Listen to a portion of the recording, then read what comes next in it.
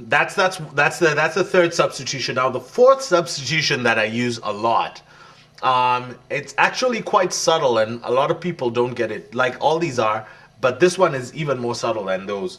In the key of C, when I reach the 5 chord, I've been playing chord moves. When I hit the 5 chord, instead of playing the straight G, I call them overs, but I don't know what the technical term is, but I call them overs. Sometimes you'll see in music, you'll see something written as F/G, which means play F on the right hand, play G on the lower hand. So I'll play F. It's a very cool substitution that I've seen and heard so many times. Did you catch that? So the 5 is G, but I play the 4 on the top. In the key of D, the 5 is A, the 4 is G. Or let's use the key of G. The 4 chord is C, the 5 chord is D, but I just keep the 4 on the bottom, on the top.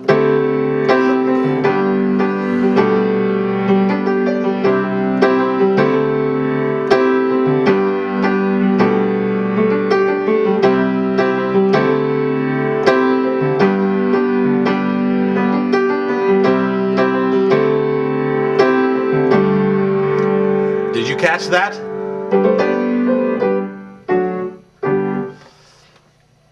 So I use that one a lot, and you'll see me use it all the time.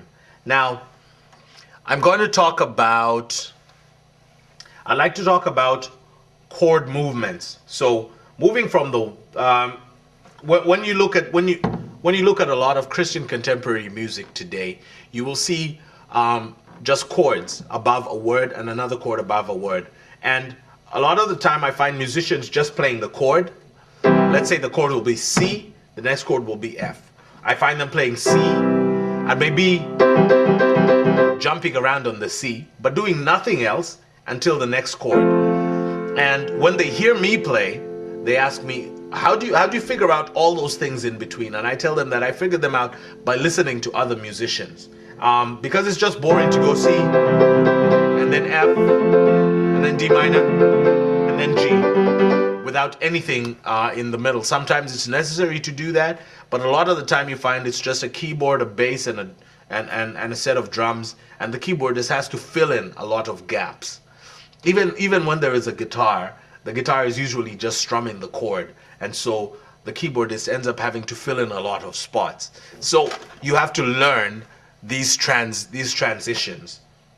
The first transition that is used more frequently than any other transition that I've heard is the transition from the 1 to the 4.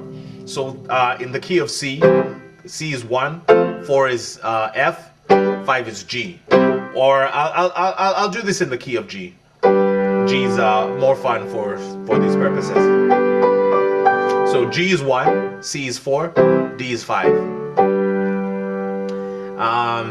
So moving from the chord progression that I'm going to talk about is moving from the 1 to the 4. The 1 to the 4, we pass through 5, but we make 5 a minor 7th. Then we make 1 a 7th, and then we go to 4. And I usually like to land on the 4 in a major 7th position or a major 9th position. So again, 5, minor 7, 1, 7. So in terms of chords, what I'm playing is D minor 7, G7, C major 7. We used to sing a song in a boys band that I was in, and there was a line that used to go, in a dungeon dark and deep, in a dungeon dark and deep.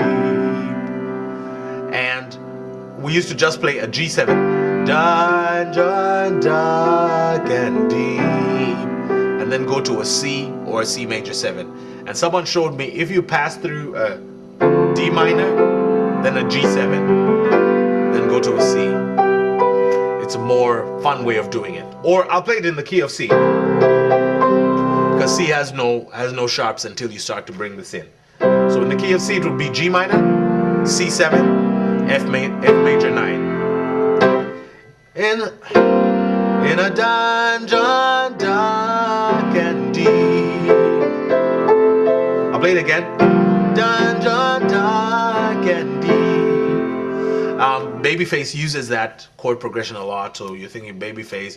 In terms of Christian music, you're thinking of Tom Brooks, who used to play with Ron Canoli, or Bobby Silverall, who plays with Alvin Slaughter from time to time. They use that chord. And what they end up doing is they end up adding notes on top of it. So just think of it in terms of, in the key of C, I'll go, that's G minor 7, that is C.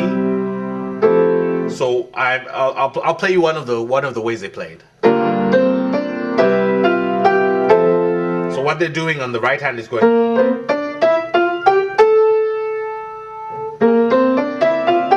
So at the first one, they play G minor 7, then C, then F major 7. That's one of the ways they do it. Or they do. Have lots of ways of doing it. In the key of D, A minor 7, D7, G major 7. Again, A minor 7, D7. I'm actually playing some variation of D7 with a 9 on it.